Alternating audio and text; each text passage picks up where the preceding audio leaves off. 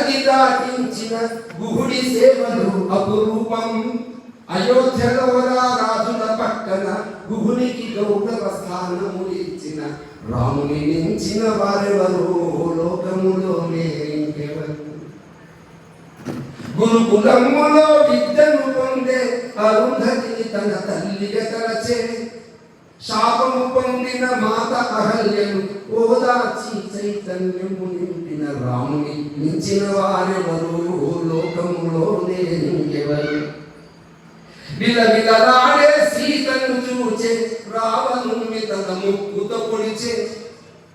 విలవిలలాడే సీతను చూచే రావణుని తన ముక్కుతో పొడిచే. ప్రాణము సంకిన జటాయు పక్షి దహన క్రియలే శ్రద్ధగా చేసిన రాముని మించిన వారెవరు లోకములోనే ఇంకెవరు. భక్తితో శబరి ఇచ్చిన పనులను ఆనందంతో ఆలగించెను. జై శ్రీరామని బాణములంటే గుండె నిండుగా కొలువై ఉండిన రాముని మించిన వారెవరు లోకములోనే ఇంకెవరు.